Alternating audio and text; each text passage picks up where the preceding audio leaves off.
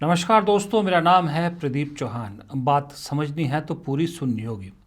दोस्तों, एक बात तो पक्की है, मोदी सरकार चाहे जितने भी साल इस देश पे राज करे या इस देश के शासन पे रहे, दो तगमे बिल्कुल मोदी सरकार के साथ हमेशा से जुड़ गए। एक तो जो कल राहुल गांधी ने कहा, वो जो ट्रेड डील को लेकर, अमेरिकन ट्रेड डील को लेकर की डरपोक सरकार, और दूसरी यू टर्न सरकार। यू टर्न सरकार इसलिए मैं कह रहा हूं कि अक्सर बड़ी बड़ी बातें इस सरकार ने की है और बाद में अपने उन्हीं बड़े बड़े दावों पर यू टर्न लेती नजर आई है। कई मामले हैं जहां पर यू टर्न लेना पड़ा, किसानों के काले कानून से लेकर भूमि अधिग्रहण बिल से लेकर बहुत सारी लिस्ट है। यू टर्न सरकार कांग्रेस कहती है इसको, और वो बात काफ़ी हद तक सही भी हो रही है। अब एक और यू टर्न सरकार लेने की तैयारी में है। आपको याद है, थोड़ा सा पीछे ले जाता हूँ आपको मैं, 2014 में जब ये सरकार सत्ता में आई थी, और 2014 से पहले जब इलेक्शन के लिए जो मोमेंटम बन रहा था, एक भ्रष्टाचार का एक आरोप बहुत बीजेपी ने सरकार तब की यूपीए सरकार पर लगाया था, और सत्ता में आने के बाद भी और उससे पहले भी गांधी परिवार को खास करके इसको लेकर निशाना बनाया था।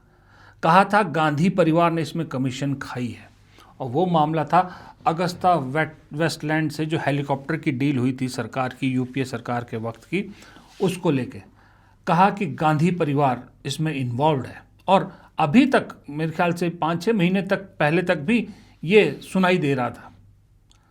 अब अचानक से वही अगस्ता वेस्टलैंड से सरकार फिर से हेलीकॉप्टर खरीदने की तैयारी कर रही है। जी हाँ, ये मैं नहीं कर रहा, ये बहुत से अखबारों की हेडलाइन है। बहुत से अखबारों ने इस खबर को छापा है और बहुत से चैनल छापा है कि अगस्ता वेस्टलैंड सेना के लिए फिर हेलीकॉप्टर सप्लाई करेगी। भारतीय अफसरों को 360 करोड़ रिश्वत देने का आरोप लगा था, 2021 में क्लीन चिट भी मिल गई। अच्छा, हेडलाइन कैसे मैनेज होती है? कहा जा रहा है कि 360 करोड़ रुपए की अफसरों पर रिश्वत लेने का आरोप लगा था। गांधी परिवार का जिक्र नहीं है अब इसमें, लेकिन जब आरोप लगाना था तो खूब जिक्र गांधी परिवार का होता था। ये अगस्ता वेस्टलैंड दरअसल इटली की कंपनी, आपको मालूम है, इटली से सोनिया गांधी है, इसलिए बड़ा आसान था। उस पर आरोप लगा था कि वीवीआईपी हेलीकॉप्टर में की डील में रिश्वत जो दी थी, करोड़ों की 360 करोड़ की रिश्वत, यूपीए सरकार के वक्त ये डील हुई थी और 2010 में ये डील हुई थी।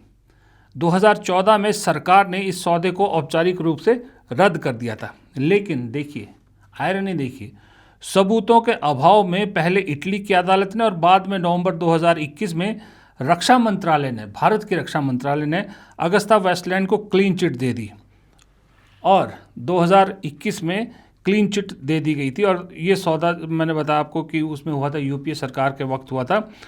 उस वक्त बहुत सारे आरोप लगे थे और कुछ लोगों को इसमें जेल भी जाना पड़ा था। लेकिन बाद में क्या हुआ था, सियाचिन में सैनिकों को रसद पहुंचाने के लिए हेलीकॉप्टर की ज़रूरत है। रक्षा मंत्रालय सेना के लिए 120 और वायुसेना के लिए 80 हेलीकॉप्टर की खरीद की मंजूरी दी थी। इससे पहले 2014 में सौदे में 3 हेलीकॉप्टर की आपूर्ति हुई थी, पर कोर्ट केस के कारण उन्हें बोरे में लपेटकर अभी भी रखा हुआ है। अब आप कहोगे कि अगस्ता वेस्टलैंड से फिर अब क्यों खरीदने की जा रहे हैं? फिर यहाँ वही एक लिंक वापस आ जाता है, वही जुड़ता है जिसका राहुल गांधी अक्सर जिक्र करते हैं, यानी हमारे प्रधानमंत्री जी के मित्र। आप समझ ही गए होंगे किसकी बात कर रहा हूँ मैं, क्योंकि उनका नाम लेने पे अक्सर वीडियोस को रोक दिया जाता है या हटा दिया जाता है। इसलिए मैं आपको बताता हूँ कि अगस्ता की पैतृक कंपनी, जो मेन पैतृक कंपनी है, लियोनार्डो के साथ अडानी डिफेंस एंड एरोस्पेस की डील को अंतिम रूप दिया जा चुका है। अडानी ग्रुप के अनुसार इसकी औपचारिक घोषणा मंगलवार को होगी। लियोनार्डो कभी फिनमेनिका के नाम से जानी जाती थी। अब आप समझे क्यों अगस्ता वेस्टलैंड से ही फिर से हेलीकॉप्टर खरीदे जा रहे हैं। ये है यू टर्न सरकार की एक नई कारगुजारी। कहने को कुछ भी कह दो। वो जो कल राहुल गांधी का मैंने शाम को सुनाया था ना कि करोड़ों रुपया खर्च करके एक इमेज बनाई गई, वो इमेज के पीछे बहुत कुछ झूठ परोसा गया, बहुत कुछ झूठ परोसा गया। उसमें से एक ये भी था गांधी परिवार को बदनाम करने के लिए कि रिश्वत खाई। अगस्ता वेस्टलैंड, बहुत अगस्ता वेस्टलैंड सुना होगा आपने। जब क्लीन चिट दी तो चुपचाप, किसी को कानो कान पता भी नहीं लगने दिया। अब जब दोबारा डील हो रही है उसी कंपनी से, तब समझ में आ रहा है, लोगों को पता लग रहा है। यह है इस यूटर्न सरकार की सच्चाई। एक सच्चाई और है इस यूटर्न सरकार की जो क्लियरली दिख रही है अब तो, खास करके, कि दरअसल देश का प्रधानमंत्री शैडो प्रधानमंत्री से बहुत घबराता है। इसलिए अपनी पूरी सरकार को या अपने पूरे सिस्टम को या अपने पूरे सहयोगियों को एक ही काम पे लगा दिया है कि इस शैडो प्राइम मिनिस्टर या लीडर ऑफ अपोजिशन जिसका नाम राहुल गांधी है, उसकी ज़बान को जितना कंट्रोल किया जा सके किया जाए। इतिहास में पहली बार हुआ है, राहुल गांधी दावा कर रहे हैं, कि जब राष्ट्रपति के अभिभाषण पर लीडर ऑफ अपोजिशन को बोलने नहीं दिया गया। 2 दिन ये ड्रामा चला। राहुल गांधी बार बार एक ही जिक्र करते रहे कि भाई बात हो रही है कि भारत और चीन के रिश्तों की, मैं उसमें एक मैगजीन में छपे एक लेख का जिक्र करना चाहता हूँ, उसका रेफरेंस देना चाहता हूँ। उसको ऑथेंटिकेट भी कर दिया राहुल गांधी ने। उसके बावजूद ना परसों उन्हें बोलने दिया गया, ना कल उन्हें बोलने दिया गया। बल्कि कल तो एक और चीज़ हुई कि राहुल गांधी के बाद जिसे बोलने के लिए स्पीकर ने उठाया, उन्होंने भी बोलने से मना कर दिया। एवज में क्या हुआ, 8 सांसदों को सस्पेंड कर दिया गया, जिसमें शायद 7 कांग्रेस के हैं। पूरे सेशन के लिए सस्पेंड कर दिया गया। ये डेमोक्रेसी है और इस तरह से इस देश में संसद चल रहा है और इसी तरह से इस देश को चलाने की कोशिश की जा रही है। Speaker sir, our President's address was about the path that India has to chart, the direction in which India has to move. Today, on the world stage,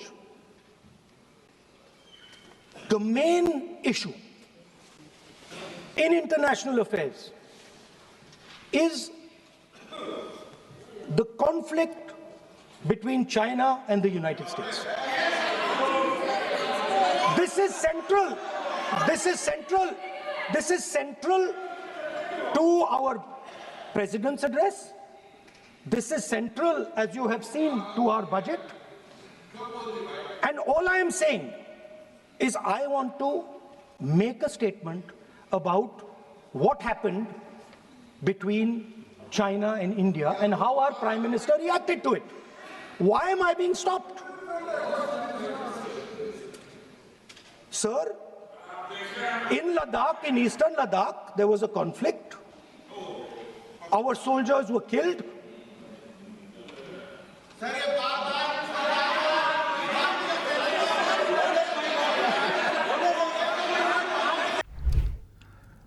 अब जाहिर सी बात है, एक तो क्लियर हो गया कि राहुल गांधी के बोलने से कितनी घबराहट हो रही। वरना बहुत आसान था सरकार के लिए थी कि राहुल गांधी को जो बोलना है बोलने दीजिए, जो आपको लगता है कि ऑथेंटिकेटेड नहीं है, जो विषय से जुड़ा हुआ नहीं है, उसको बाद में एक्सपेंज कर दो। एक्सपेंज तो सरकार कर ही देती है, इतना तो स्पीकर के हाथ में होती है पावर, एक्सपेंज कर देते हैं। लेकिन नहीं, किसी किताब का रेफरेंस नहीं दिया जाएगा। कल आपने सोशल मीडिया अगर आप देखा होगा तो सोशल मीडिया पर प्रधानमंत्री से लेकर निशिकांत दुबे तक सबके वीडियोस हैं इसी संसद के अंदर, अलग अलग किताबों का रेफरेंस देते हुए, अलग अलग अखबारों की कटिंग का और अखबारों की खबरों का जिक्र करते हुए, रेफरेंस देते हुए। लेकिन ये कानून उन पर लागू नहीं होता। इसलिए कल जब केसी वेणुगोपाल ने सदन में पूछा ना कि क्या ये सिर्फ सदन सत्ता पक्ष के लिए है, हमारे लिए नहीं है, तो वो सवाल बड़ा जेन्युइन था। We are not like BJP people. When Rahul ji want to speak the real truth of the country, they are completely scared. That's why they are not allowing Rahul Gandhi to speak. We are not scared of any suspension or anything. Parliamentary democracy is the most important thing for us. National security is the most important thing for us. If the government want to suspend all of us, let them do it. I'm challenging the ministers. On this issue, they want to suspend all the Congress MPs, all the opposition. Let them do it. On what account they are going to do it, all these things? They are completely misguiding. Morning, Parliamentary Affairs Minister called me and Gaurav Gogoi to the Speaker's chamber. They told us you have to cooperate. Yesterday, Speaker has given a ruling that you cannot quote book or magazine. We agreed that Rahul Gandhi is not going to quote any book or any magazine. He will speak generally, but he has to speak what he wants. That you have to allow. This was happened that morning, but he is telling ulta here, completely misguiding. अब आज भी session होना है, मुझे मालूम है ये session हंगामेदार ही रहना है। अभी बहुत और सस्पेंशन होनी, क्योंकि अभी तक तो सिर्फ एक राहुल गांधी का ही मामला था। अभी तो ट्रेड डील का मामला आना है, अभी तो उन फाइल्स का नाम आना है, बहुत कुछ हंगामा होना है। बड़ा अजब इस देश में फ़िलहाल माहौल है। इस देश में कश्मीर फाइल्स बिल्कुल ठीक है, इस देश में बंगाल फाइल्स बिल्कुल ठीक है, इस देश में केरला फाइल्स बिल्कुल ठीक है, लेकिन इस देश में वो ऐप फाइल्स वो गलत है। एक ही देश है ये, लेकिन जो सत्ता कहे वो सही है, जो सत्ता को पसंद ना हो, जो सत्ता के खिलाफ हो, वो गलत है। ये इस देश की फ़िलहाल सच्चाई है। वीडियो ख़त्म होने से पहले मैं आपको दो चीज़ें सुनाना चाहता हूँ, दिखाना चाहता हूँ। एक है जो गृह मंत्री अमित शाह ने राहुल गांधी के भाषण के बीच में ऑब्जेक्शन करते हुए कहा। उन्होंने क्या कहा? उन्होंने कहा कि किताब, जो अखबार है, मैगज़ीन है, तो बहुत कुछ छापती रहती है। तो आपकी स्क्रीन पर है अमित शाह क्या कह रहे हैं, और तस्वीर साथ में भी देखिए। नरवणे ने कहा पुस्तक नहीं है, इतना स्पष्टता करे। मैगजीन तो कुछ भी लिख सकता है, मैगजीन तो कुछ भी लिख सकता है, मैगजीन तो कुछ भी लिख सकता है। देखा आपने, अमित शाह कह रहे हैं मैगजीनों में, अखबारों में कुछ भी छपता रहता। तो इसका मतलब जो इंडिया टुडे ने मोदी जी के बारे में अभी छापा है वो भी मनगढ़ंत है, वो भी कुछ भी छाप सकते हैं। अब एक और दिखाता हूँ आपको। इस देश की वित्त मंत्री का एक बयान हर बार बजट के वक्त बड़ा वायरल होता है, जिसमें वो कहती हैं कि मैं मनमोहन सिंह जैसी नहीं बनना चाहती। और उन्हीं की पार्टी के एक नेता जो कभी कांग्रेसी हुआ करते थे, वो क्या कह रहे हैं, वो दोनों भी सुनिए।